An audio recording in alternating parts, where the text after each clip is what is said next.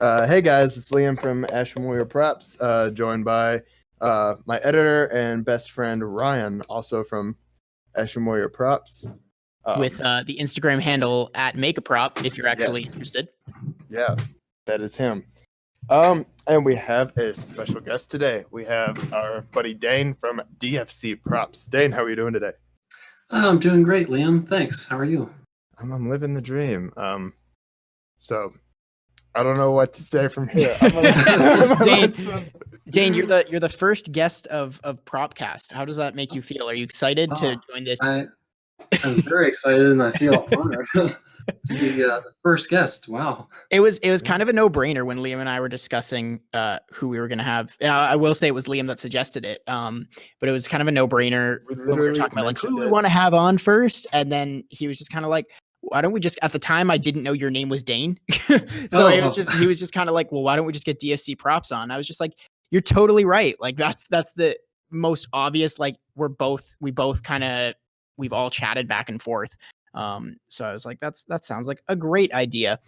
I also kind of hinted at it in the middle of the last podcast. So. Yes, you did name drop him. But one thing led to another, and now here we are. So thank you from myself and Ashen for joining us for the first guest episode. We will say. Oh, well, thank you so much for having me. Appreciate it. Do you want to lead a little bit off in the beginning of kind of who you are and not necessarily the whole life story of how you got started making, but you know, who you are, what you do, and where people can find you? Yeah, sure. Well, first of all, I'm Dane. I started creating props for probably I've been doing it for 3 years, so not very long. I've always been interested in film and behind the scenes and special effects, everything like that. So I just one day I saw actually a Punished Props video. It was a toy Nerf gun mod video, and I was like, I'm gonna try that. So I tried it, and then I got addicted to making props. And so I've been doing that since, just in my spare time right now. Most of my you can find most of my work in progress pictures on Instagram at DFC Props. That's pretty much it. It's not a super long story, but yeah, no problem. That totally works. For those of you who haven't seen his stuff before, I actually I forgot how I actually found it. I think you commented on something, and your name was different at the time. Like your Instagram handle was different at the time. But yes, I went in and I was looking at it, and I'm like, oh my god, this guy's got some pretty cool stuff.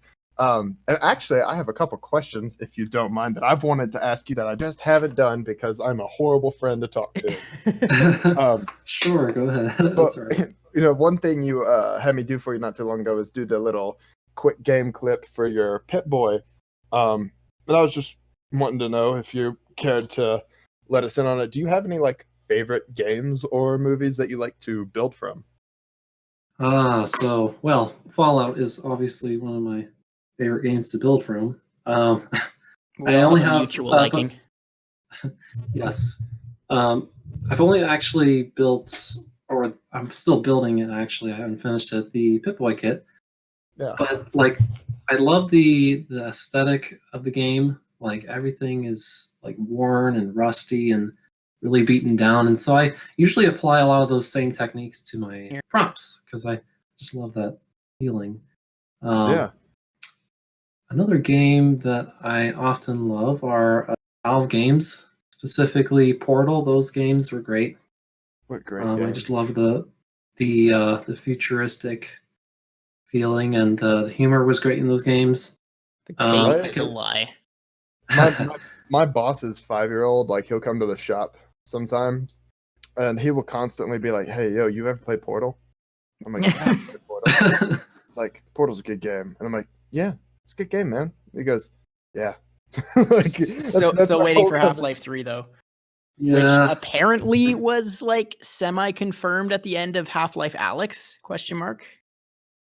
Oh, I actually didn't look into Half-Life. I did play all the other games and Black Mesa.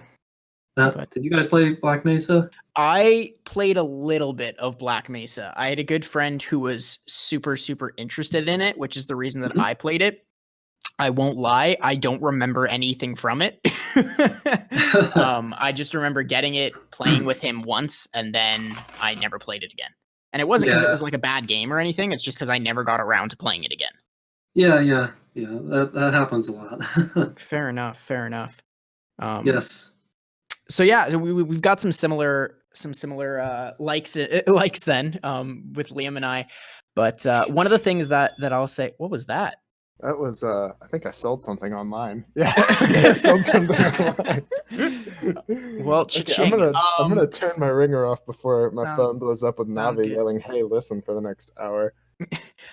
So one of the first things that I found for you, Dane, from you, I should say, was when you were working on, because I only found you recently, but was when you were working on the saber, the classic. I'm just gonna call it the Luke saber, even though it's got so many names, because that's what it is in my eyes.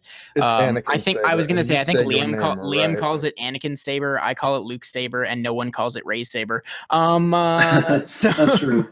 But yeah, when you F in the chat for the sequel trilogy.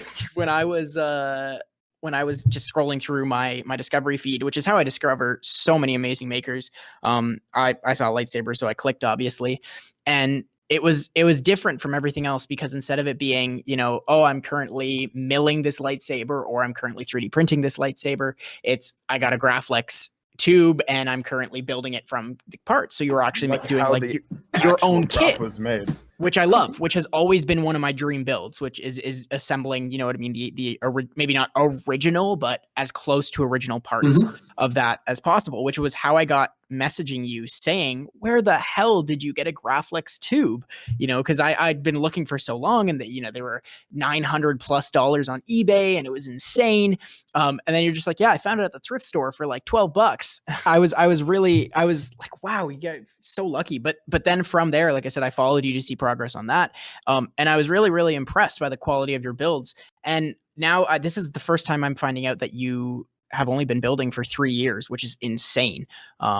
So hats off to you. You're way ahead of where you should be for just 3 years. Yeah, no, you've clearly got a knack for it. But with that knack, with 3 years comes lots of stories, I imagine, and lots of failures and good things as well. But today, Liam has something. Yeah, Liam has something in particular that I know he wanted to talk about. Liam, what was it that you wanted to discuss today?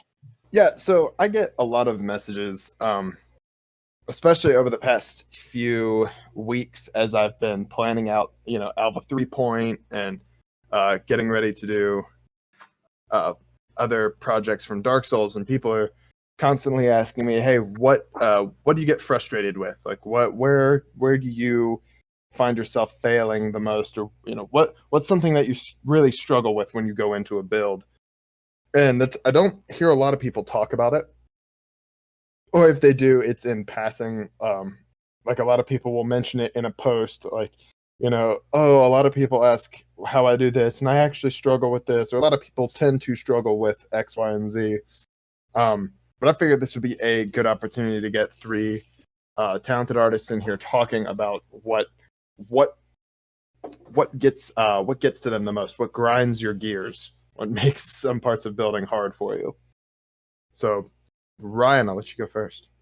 Or Dane. Okay. No, Ryan, we'll let Dane go first. No, You want? No? Okay. So I don't know. I'd say I'll try and keep this short and sweet, because I could talk forever about how frustrated I get sometimes with prop making. So I inherited something that I'm sure you guys know of. I know Liam knows what I'm about to say. From my father, known as the wonderful thing called perfectionism.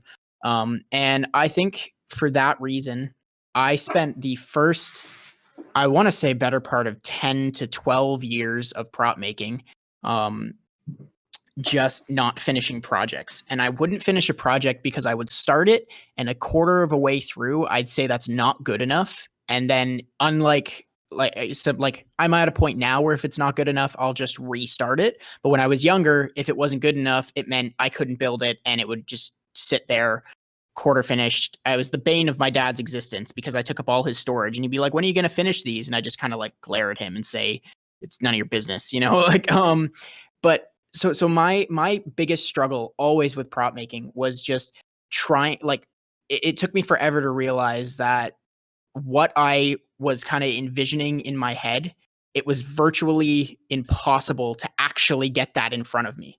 And once I realized that, I kind of realized that what I have to start living by and remembering is finished, not perfect.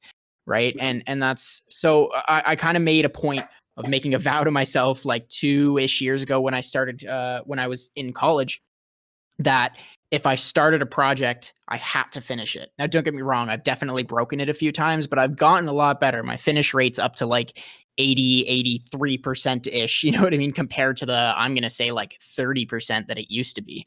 And that's just because I'm at a point where, and it's very similar to something actually that I'd compare this to a lot of different hobbies. So making films, making props, painting, whatever it is that you really want to do, finishing a piece will give you that experience and give you the things that maybe you didn't do right and you want to change for the next one. Now, not necessarily the same piece, but for whatever you're going to paint or print or make next.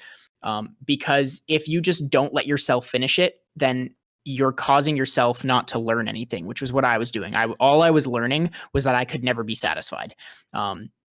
So when I finally said, okay, this is stupid, I need to just finish these props. And then maybe at the end of it, I'd say, okay, this is, you know what I mean, this looks terrible. But more often than not, like I said, not everybody is a prop maker, which I think is something that we really have to remember, because so every single casual person that I'd meet, which if you don't know this, Liam was the first like prop maker friend that I ever made. And that was only, well, we discussed this in the last episode, like 2-ish years ago or something like that, 1.5 years ago.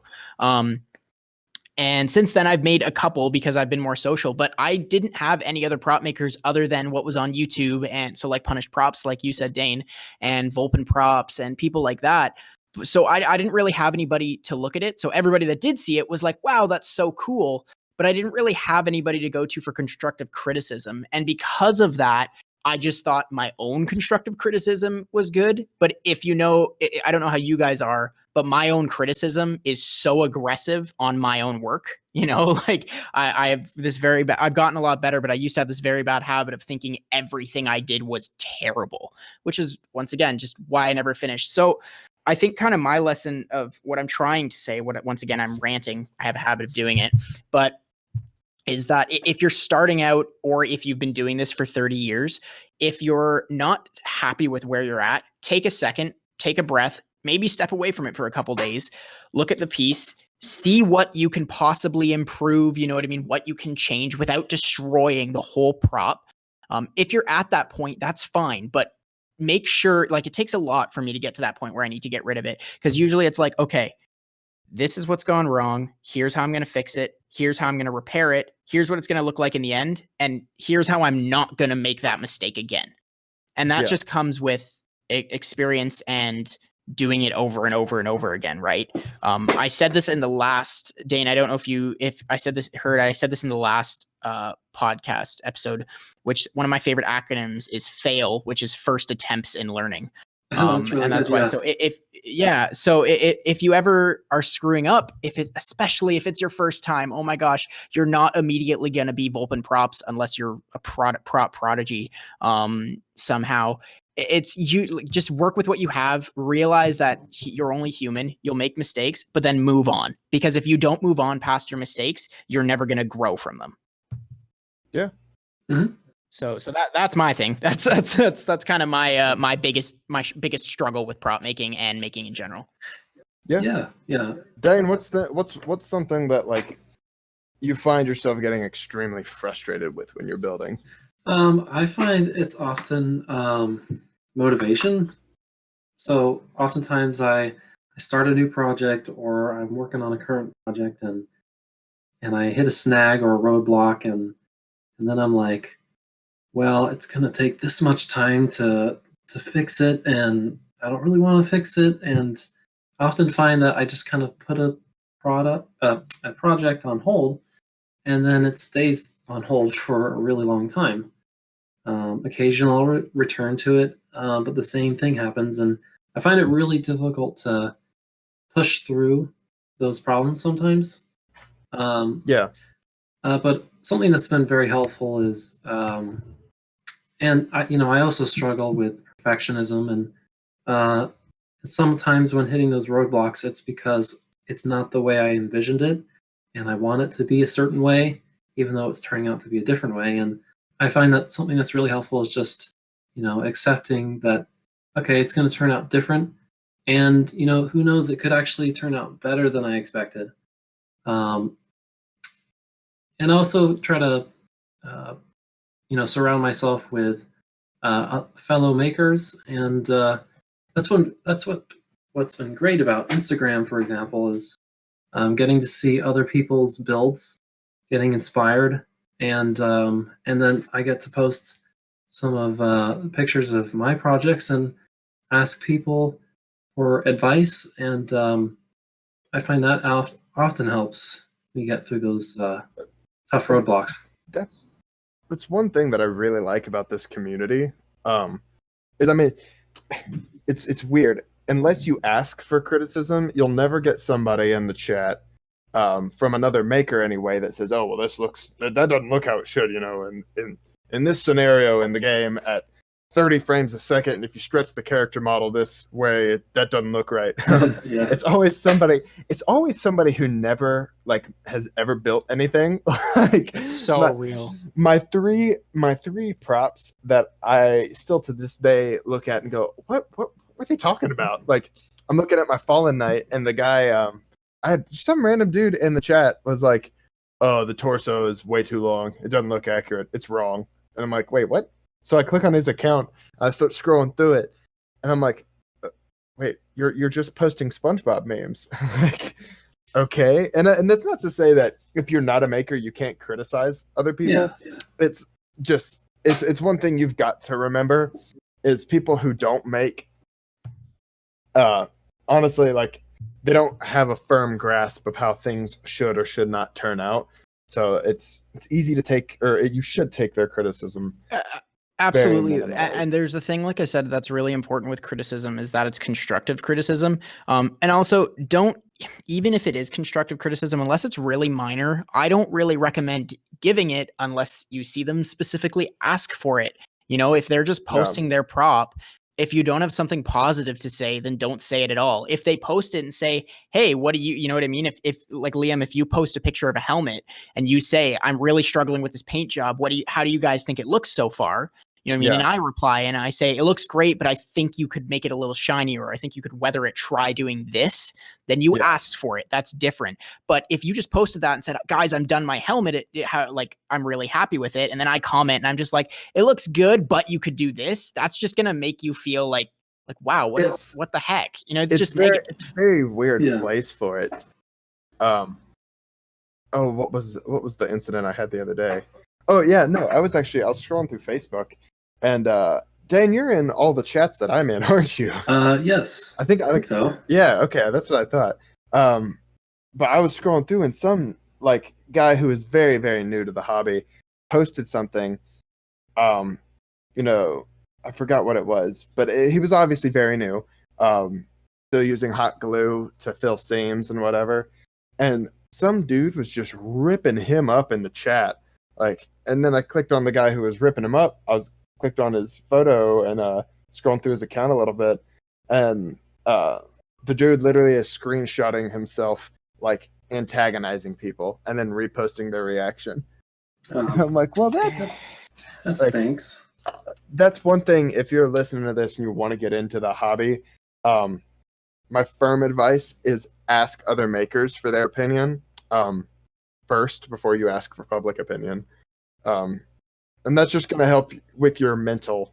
And posting on forums like there's so many places to get started with making now, and it makes me honestly, usually I'd say I'm so jealous, but no, I'm just so happy for new makers who want to get into prop making that there's so many resources that are available. So I'm the guy who always recommends Punish Props Academy, because it's, in my opinion, the best place to get started for foam smithing and stuff. But you look at Evil Ted and for all that foam, and then you look at even just Adam Savage's one day builds. There's so much to learn there. But there's also, people tend to sleep on forums like the RPF, 405th, 501st, you know what I mean? All these different forums that are made for people who are, you know, really, really experienced. You have prop makers from the actual movies who are on these forums. And then you have people who are just looking to get started in costume making, and they get on there and they all post forums alike, and everybody will share their experience on there. And yes, once in a while you will get the odd duck who's just kind of a jerk. Yeah. But here's the thing is that generally I would say 98% of that community is wonderful. And all they want to do is share knowledge and information and see you finish that prop to the best of your ability. And you'll get so much congratulations over it in the end. It's great. I love that aspect of things. And a lot of people seem, now that social media is so popular, a lot of people seem to forget about these forums, which was where I learned everything about Pepakura and all like that in the beginning. You know, that's where I learned all of that. So if someone's looking to get into making, I always say check out these YouTube channels, but also just scroll through these forums. And if you see something that you think looks interesting, click it and scroll through. 9 times out of 10, you're going to learn something. Yeah. So yeah, I think that's something that's really important. But that's great. Thanks, Dane, for that. So Liam, so we've got, for me, perfectionism is my biggest issue. Motivation is something that Dane sometimes struggles with. How about you? What's something that you struggle with sometimes? A perfect mix.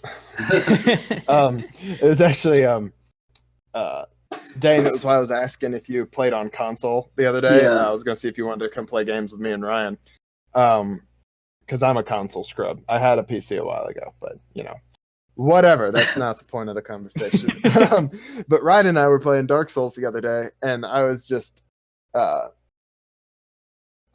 you know, kind of toying around, and I would like start an elevator up and then kind of like gesture at Ryan and pick on him, or like move an elevator or whatever. But I was trying to, long story short, I was trying to be a tough cookie and be like, oh, Ryan, check out this sweet jump I can make in Dark Souls. And there's several times where I would like overshoot it or hit something and get whacked off the edge by an enemy.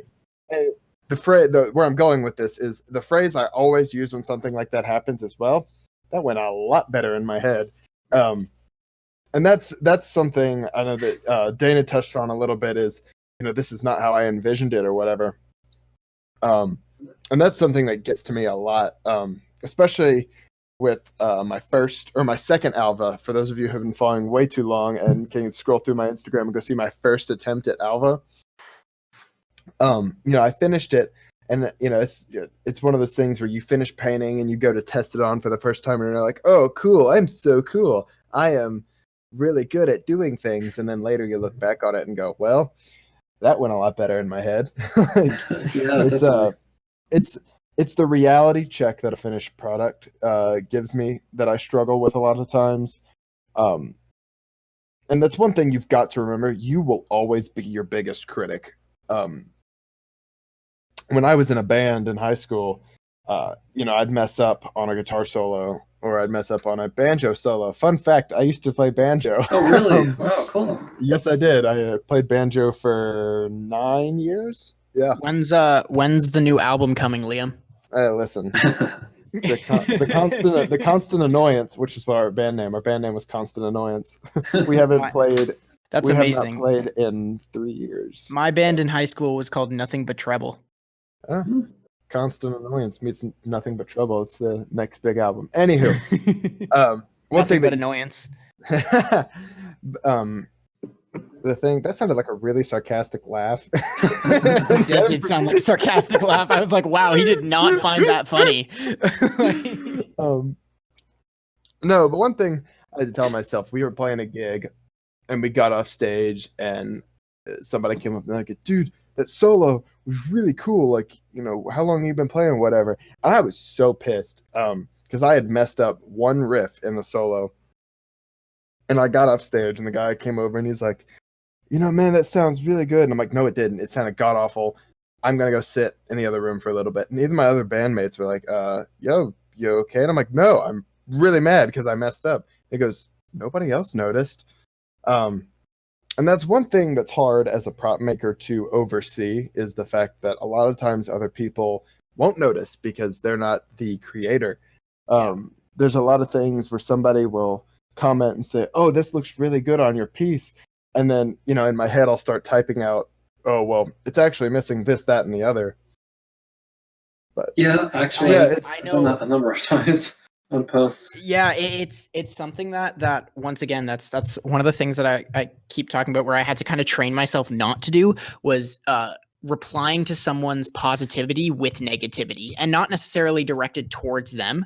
But if somebody says "great job," instead of replying and saying "thanks," I'm glad you like it, but I really think it was excuse my language, I apologize. I really think it was terrible and could have turned out better. Like, you know what I mean? Just saying thank you, that means a lot. It usually goes further, just kind of, and that's not me saying, pointing out, like, you know what I mean? Some things, like I said, to fellow makers, like if I go to Liam and I say, look at this, and he says, that looks great. And I say, okay, but I'm concerned about this part. What do you think? And he just goes, no, it looks great. It looks great. It looks great, because he doesn't want to tell me something negative. Then I'll get frustrated, because I'm like, dude, I know that you can nitpick for me. Tell me what's wrong with it. But if I post it on Instagram and it's some random person and says, great job, I'm just going to say, thanks, I appreciate it, because I know they mean it. I know they're just saying it, that they're not just saying it. Yeah. And that unless it's that bot where it's like, great job, check out the profile to be sponsored and become an ambassador for our clothing, like, and all that. Yeah. So it's something always to keep in mind, I think, and surrounding. I don't know. Once again, I'm just going to speak for myself. I have this very, very bad habit for speaking for others, and if I ever do that, call me out on it. But it's just surrounding myself with positivity has made me so much more productive in my day-to-day life than when I was much more pessimistic. Because when I was pessimistic, I got nothing done. I thought everything I did was terrible, et cetera, et cetera, et cetera.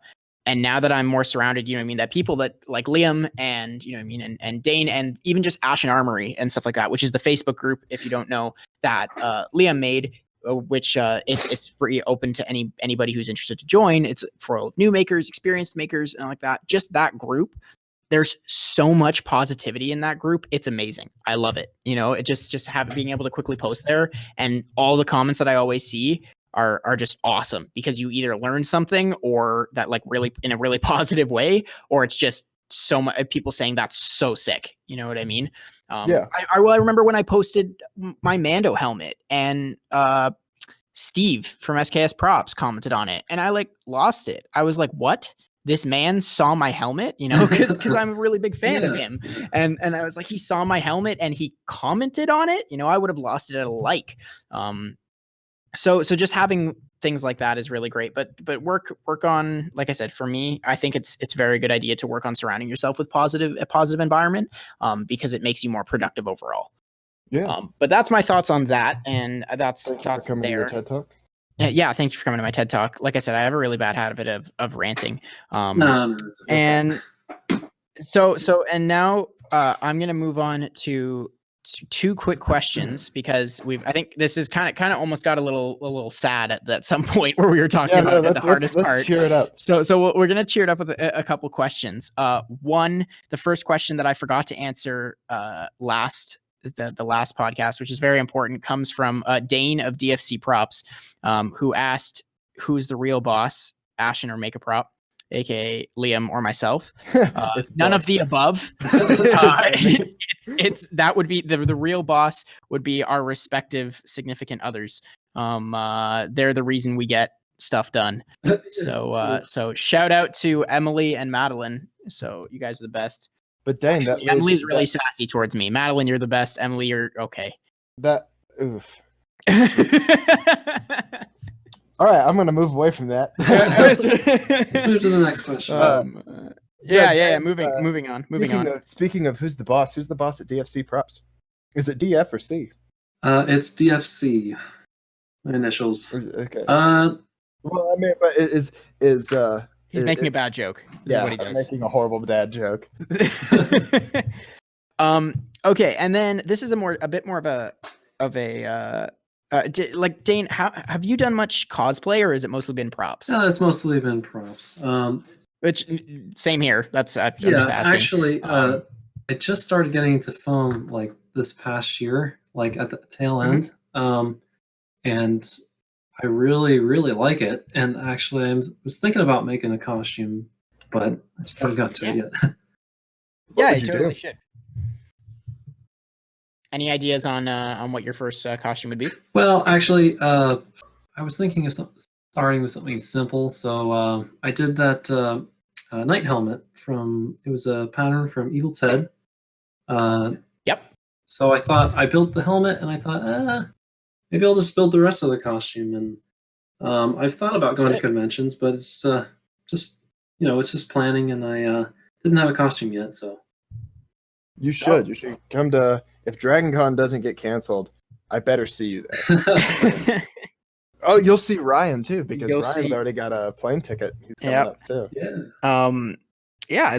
Conventions are a great time, which is, once again, that's a whole nother conversation for another episode. But conventions are awesome. And have you ever been to a convention in general, or is it just you've never been to one? I've never been to one. I've tried to get to Comic-Con last year. I was trying to get my uncle to go with me because he likes that kind of stuff as well, and we just didn't. Yeah, there's such a great experience. Yeah. Like, obviously it depends on the con, but most of them are usually such a great experience. Dane, I'm actually stalking your Instagram right now because we're friends now. So I'm gonna routinely stalk your Instagram. Your Sting from Lord of the Rings. That's pretty stunning. Oh, I'm thank like, you. While we're sitting here talking about it, would you run me down how you did your metal texture? How I did which texture? The metal. The metal metal on it. texture. I always love hearing how people do metal. So I just used an off the shelf spray paint can. It's for automotive. It's automotive paint, or specifically like I can't remember the brand. Specifically for hubcaps. Oh, nice. It's got kind of it's got the like engine enamel is what it looks like. Yeah, it's got kind of a like, without weathering it just by itself, it looks sparkly, which I don't like. But I just went over it with a black wash of acrylic paint, and it really kind of gives it that good shine. So that's basically what I did. Oh yeah, nice. Yeah. No, I'm sitting here stalking your Instagram again because expect it. We're friends now, so I'm gonna routinely do this. And sometimes I'll screenshot something and Snapchat you now, and I'm just gonna be like, "Yo, can we talk about this for a minute?" Of course. That was actually the first prop that I ever made out of foam. That was my first experience with foam. Oh my god, that's so much better than my first experience with foam. Yeah, I'm not even gonna talk about what I did with my first experience with foam. One thing that I'm really drawn to, your Nerf repaints are absolutely incredible. Oh, thanks. I'm going through a couple of them, and they're like, when you first got into prop making, did you want to go about the method of like, resin kit painting, or like, what's the molding and casting? Did you want to go about the molding and casting, or like build from like bottom up kind of area? Well, when I first started, I was just mainly focused on like modifying existing toys and stuff like that. Later on, I kind of liked kit bashing, so just gathering what I could, and I'm actually in my shop right now, and it's filled with junk and stuff I've accumulated. It's like I'm running out of space. I can't keep collecting, but that's kind of what I started with, and I've started to move towards. I have a few kits that are unfinished that I want to finish up. They're resin kits. But I kind of want to get into making more scratch built stuff. That's kind of where the foam has come into play a little bit. But it's a different medium than like harder materials. I would like to get into resin and casting, but I just don't have the space for it or the right environment. Like, I'm in my basement and I can't exactly. It's like kind of toxic, isn't it? So the resin and silicone isn't too bad in terms of smell or anything like that. You just it's actually it's I would argue it's one of the safer mediums to work with. It's one of the more expensive ones, it's one of the safer ones. That was another reason. Yeah, and that's the main reason I haven't worked with it too much, is because of how expensive it is. But yeah, I'm Liam got me scrolling through your Instagram as well. So we're both just talking, which once again, if you missed it at the beginning, it's just at DFC Props for awesome photos. So I gotta say I'm before I got into prop making and goes hand in hand with prop making. What I do outside of prop making is video work. I'm a cinematographer. Oh, cool. Awesome. And so my brother is a professional photographer.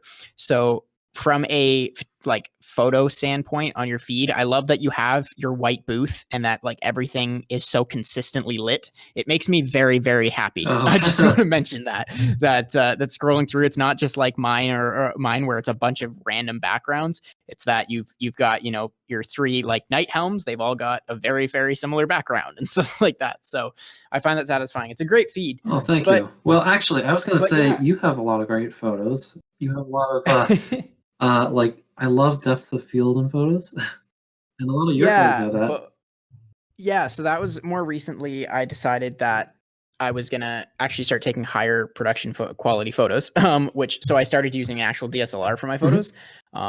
Which I've used many different ones, and I wasn't really interested because most of my photos were off the cuff. You know, I'm really bad as somebody who loves photography and loves taking photos, I'm shockingly bad at remembering to take photos. So I'll like get super immersed into a build and then I'll suddenly be like, oh, I've done 30 steps and I should have taken these photos of this stuff for progress, which is why I'm really bad for posting on Make a Prop, because I never have photos of the stuff that I'm making. But then when I finish a prop, recently I've kind of given myself the goal of like, all right, I'm gonna put take actual photos with lighting of these. And that's where I take out the actual camera, which is why it looks fancy, because I have a lot of time on my hands. And I take a photo and then I just spend time editing it. But I want to clarify that one of my rules for props, if anybody's listening and hears editing and they're just like, oh, editing, I never Photoshop my photos. So I don't change anything of what they look like. I just edit them in terms of adding contrast and saturation. Just want to throw that in there because I have a lot of people who would hear that and think of Photoshop and think of me manipulating what it actually looks like. And that is not the case, because I want people to be impressed by photos and even more impressed by the physical prop. Yeah. Sounds very cocky, but that's how I feel about that. Well, and that's one thing that I try to remember when I'm building something is my goal is not for it to just look good in the picture. I want to be able to, like, if I go to a convention, walk up to somebody and then be like, oh, okay, oh, it's foam. It's not made out of metal. Like, you know what I mean? Like, I want it to look good on all fronts, not just, you know. Yeah, I totally get that. Definitely. And it's, you know, with taking pictures of your props or costumes, it's, I find a great challenge for me is the color, getting the color right. Yeah. Especially even on those like white background photos. That is particularly challenging to get consistent each time. But it's also, you know, with taking pictures, it's hard to get, unless you see the prop in person, it's always going to look a little bit different on camera. Oh, absolutely. Absolutely, yeah. Well, it's just the nature of photographs in general. You know, if you only know someone, so like Liam and I, we've never met in real life. And I'm sure the day that I actually meet him, I'm going to be like, you look different on camera. You know, like it'll be this kind of surreal where it's like, I know that voice, but you look slightly different than your photos. And there's always that aspect. Yeah. Cameras just kind of have the digital look is what a lot of people call it. And that's why, and humans don't look digital, right? So it's something to always have you seen those Instagram CG like influencers? No, we don't talk about them. but yeah, so that's really great. Geez, we've talked about prop photography, we've talked about motivation, we've talked about struggles with props, we've talked about a lot of things with this episode, haven't we? That's what podcasts are, though. Like, they are. It's just us having a conversation, and it's been a great conversation. But before we end, I think we will ask. I'm just going on my document with questions, and I think I'm gonna ask one more question, which is from my good friend Sam. Shout out to you, Sam, Mr. Murdoch. And he asked what was the hardest build for cosplay. So I'm going to flip it slightly and say, for you guys personally, what's the hardest prop that you have ever built? And Dane, I'll get you to go first if you don't mind. Oh man. I have to think a little bit. No problem. Liam, if you know off the top of your head, you're welcome to say so. Think. Oh, don't worry. I'll cut all the thinking out. No, I want thinking. You want all the thinking in? Here are my thoughts. Okay, I'm listening to your thoughts. I don't like that. Don't say that again. I don't want to that. Actually, in recent memory, I'm gonna go with Alva. Yeah. Because I had to go off. I had originally messaged Cavatron Props, and I was just gonna see if he could give me like some better references. My computer, as most of you do know, I cannot run PEP on my Mac at all. Even with Wineskin, I just can't run it. And I'm also one of those people that doesn't like to use other people's templates if I intend on turning around and producing the templates or making those helmets to sell.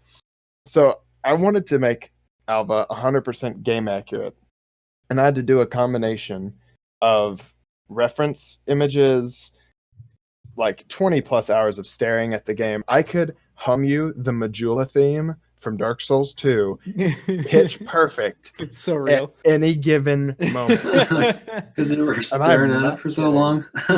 Yes.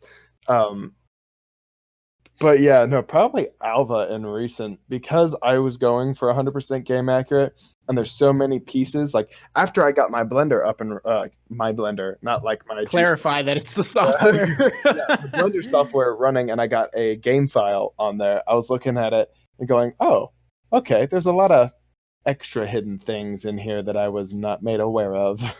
So it's one of those things that when I struggle with 100% game accuracy and I have to sculpt something completely by hand, it is it's quite terrifying and daunting.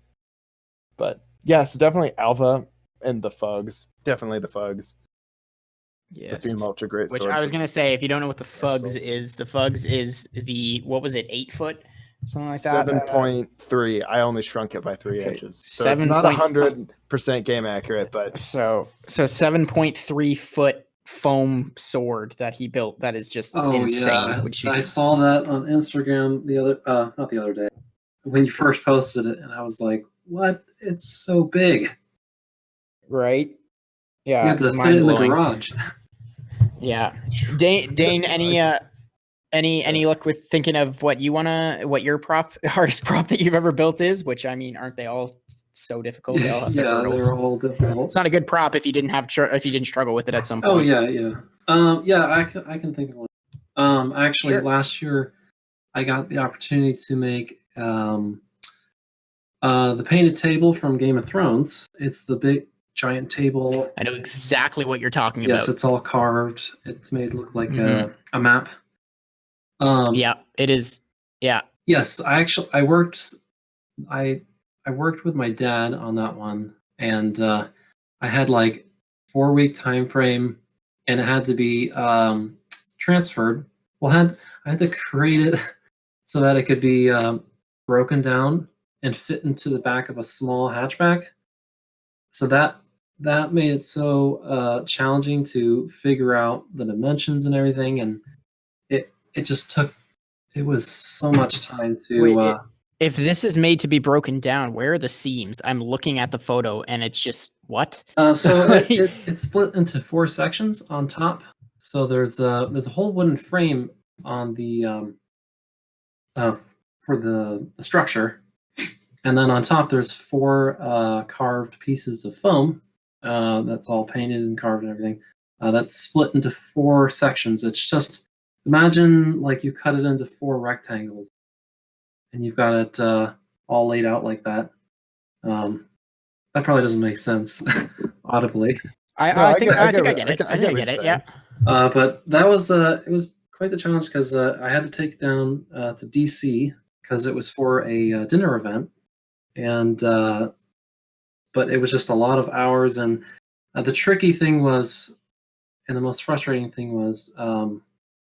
The map section on top, you wouldn't think so, but I created the artwork in Photoshop, but I had to match the actual carved section of the table to the artwork. To that. Yes. Oh my god. Because the top part of the map actually there's 5 separate pieces, and they link together, and that just lays on top of the carved section. And there were multiple times where on several edges it was a little off, so it didn't blend together, and it was just it's a challenge to get that all lined up properly. But in the end, and looking back at it, that was really fun and a great experience. Yeah, I was just looking at the point of views there. Absolutely, it turned out incredible. It looks so good. Thank you. Gosh. I found that picture of the foam, which has it showing kind of the cut up pieces that go together. And it makes a lot of sense, which makes perfect sense. But it looks great. You'd never know that it was foam. Other than that, that is amazing. So props to you. Props to you. Sorry. On that, take your dad joke right out of this podcast. Hey, that's my favorite humor. All right. Anyways, and then lastly, I'll go really, really quick. Yeah. I was gonna say, which is that. Yeah, which was that I was actually so I directed the question to Liam. Then I was like, oh my god, I'm gonna get asked at one point. And I went onto my Instagram to remember what my previous builds were. And I was like, what was the most difficult? And honestly, not necessarily because of complexity, but the most brutal for me is definitely. So I was commissioned to build half a dozen lightsabers for my it was a coworker. He was getting married and he was giving it to his groomsmen, and he commissioned me to make 6 custom lightsabers. And luckily, like for the most part, they were like, it was like, oh, it's Luke's but with different colors, so it's like, okay, the model already exists, sick, you know what I mean? But there was 2 of them where like he wanted completely custom ones, and I seriously undercharged him. And it's nothing, like, he is a great guy, so I just want to clarify, Jameson, if you're listening to this, like, this is not your fault at all. But Jameson, basically, if you're listening, I'm gonna find you and you better get him in your wallet. So I'm not kidding. Take this as a threat. Call your local police. That is all. Okay. Thank you for your TED Talk. But basically what happened was they were all 3D printed, and he was like loving the progress. It was going really well. And I was working and in school at the time as well. And I basically lost track of time, and I had to completely sand, prime, paint, glue, finish everything in 36 hours. And it was 36 hours of nonstop work. Like I didn't sleep for 36 hours, and I've never had more hatred for props at the end than those lightsabers. Like I was just like, I remember when I put them all on the blanket and I took the picture of each one finished, I was like, I want to throw them against the wall. And it was like, all right, whatever, they're done. And I'm looking back on them now, you know what I mean? I'm happy with how they came out, especially considering I did them in 36 hours in my friend. Not to mention, I didn't have access to the painting room in the college that I work in. So I had to go to, and I lived in an apartment with 2 other roommates, so I couldn't paint in. So I had to go to my friend Sean's place and go to his parents' guest bedroom, which was empty, thank God, and put a paint tent in there and just do all my painting in there. So I spent 36 hours at his house while his parents were away, just painting lightsabers, which was just brutal. I specifically remember watching all of the Lord of the Rings movies in the time that I was doing it, and I was on the second run of the 2 towers when I finally switched to something else. Which was when I was kind of like, all right. And there's the extended editions, you know, so I'm just like, all right, it's been like, 16 hours of watching Lord of the Rings. Time to move to something else. I'm not gonna like interrupt too hardcore, but Dane, what is your go-to prop movie while you're working? I want to get your answer, and then I'm going to just, see something. Well, it would probably be Star Wars, the originals. But also, no, by the originals. Are you talking? He's talking about the originals. I want you to. Can it? I am speaking. All right. No, just teasing. I love you. So, do you mean 4, 5, 6? Yes. Or okay. Dane, if you don't know, Liam is a hardcore prequel fanboy. Hey, well, actually, I just watched Revenge of the Sith the other night, and I have to say, I still really like it. Oh, you mean you read the Bible? Oh yeah. To clarify, I actually don't have much hate for the prequels, except for episode 2. But yeah, I don't have much hate at all for them. I don't have much hate for but you except for that sentence. But I'm definitely much more of the original. Like I love the original trilogy. I think it's the best out of all 9 friggin' of the Skywalker saga. I mean, I have Star Wars tattoos on me. Yes, and so I'm a mega fan. There's not one that I absolutely hate. That's a lie, but I'm not going to admit it here.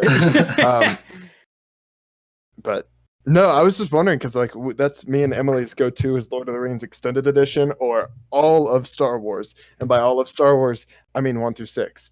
Yeah. Lord of the Rings Extended Edition is also one of my favorites. It's the only way to watch it. Is the Extended Edition. Just to finish up really quickly though, don't worry, this is at the end of the story. So I finished them. They were all wrapped up and like packed in literally like towels. I realized I hadn't brought packing material, so I borrowed my friend's towels and like from his bathroom and wrapped them all up, put them in a box, brought them to the Second Cup down by the Best Buy that I worked at, and then he met me there and I handed them to him and he was like in a super good mood and he was like, "Oh, can I see them?" And I was like, yeah, sure, you can take them out. I was like, "Just be careful because they're wrapped in towels." And I was like, "So don't like whip open the towel." And he was just like, "Yeah, no problem." And he whipped open the towel and it fell to the floor and shattered the first one into like 6 pieces. And he was, first of all, once again, he was amazing. Like he wasn't like, "What the hell?" or like, "Ah, shit, sorry, like we'll have to make you a new one," or something like that. He was immediately like, "I'm so sorry. I'll still pay you. That wasn't your fault," you know? And I was like, no, it's all good. It was, keep in mind, this is like, I was meeting him at like 5 a.m. and I still hadn't slept. And I was like, "I have super glue in the car. Give me a sec." You know, like, and I just like went out to the car for 10 minutes and just like carefully glued everything together. And I was like, "Well, now it has more battle damage. I hope you're okay with that." You know, and just handed it back to him. And I was like, "I hope your groomsmen like it," you know, but he was great, but that was a nightmare. Like looking back on that, I'm like, and once again, it was no one's fault but my own. I left it to the last minute and it was a brutal 36 hours. But that being said, I think we will wrap up because we've been going on for about an hour now. And I think that's good for episode 2. So Dane, thank you so much for joining us. Dane. Well, guys, thank you so much for having me.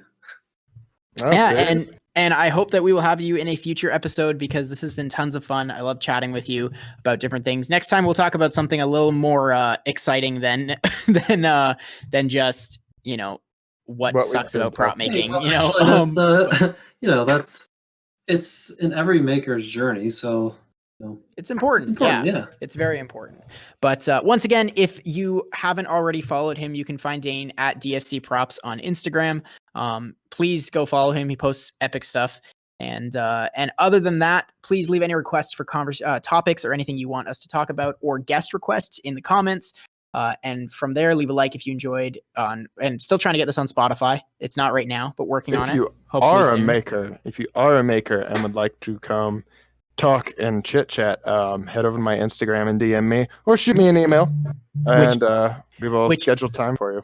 Which is just at Ashen Warrior Props _ in the description. Again, everything is in the description, linked there. You don't need to memorize this. But thank you for tuning into the second episode, and we will see you all in a couple weeks.